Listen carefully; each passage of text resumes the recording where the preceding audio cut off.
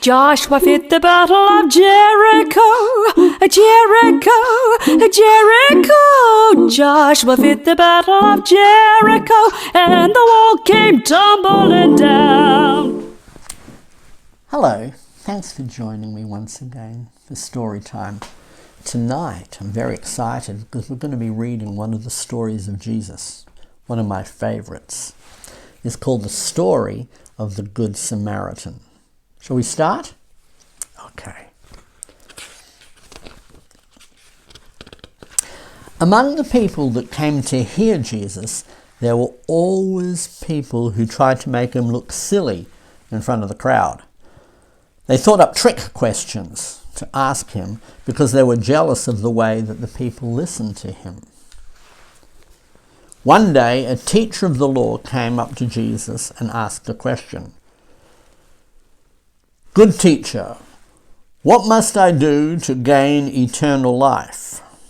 Jesus answered and said, "What does the law of God tell you to do?" "It tells me to love God with all my heart and my soul and my mind, and my neighbor as myself." Jesus says, "That's right. So what do you understand? What don't you understand?" The teacher had tried to trick Jesus with a question, but Jesus was too clever. So he thought quickly, "Who then is my neighbor?" "Listen to this story," Jesus said, "and you will know the answer." All the crowd listened quietly while Jesus told the story. There was a man, all on his own, going down the dangerous road from Jerusalem to Jericho. Suddenly there came some robbers and jumped out from behind the rocks at the side of the road, and they beat him and took all his money and ran away. Would you like to see the pictures? Can you see the man there on that dangerous road?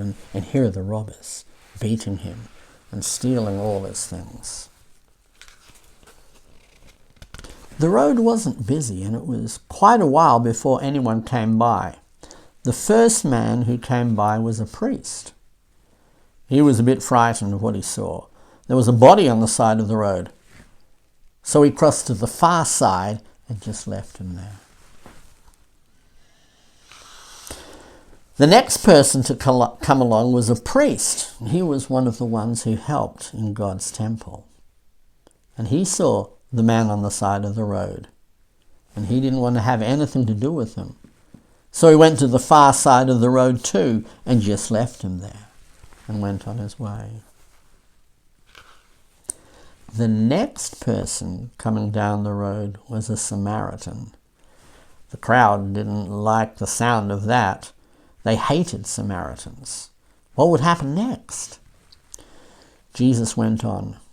The Samaritan got off his donkey when he saw the man, and he took water and some soft cloths from his saddlebag.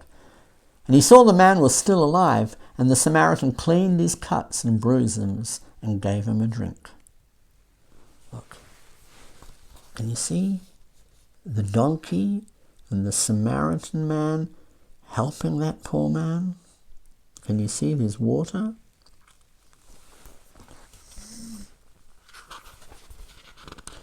When he had bandaged him up, the Samaritan lifted the man onto his own donkey and led the donkey gently down until he reached the inn. That's like a hotel. The Samaritan often stayed in that inn. The innkeeper knew him well. Soon the hurt man was safe and comfortable. The next day, the Samaritan had to continue on his journey, but he first spoke to the innkeeper and gave him some money. "I want you to keep looking after him for me," he said. "Give him good food and let him rest here until he is well. If it costs you more than I have given you, I will pay you when I come back." Jesus turned to the teacher of the law and said, "Can you tell me which of these men was the neighbor to the man who was hurt?"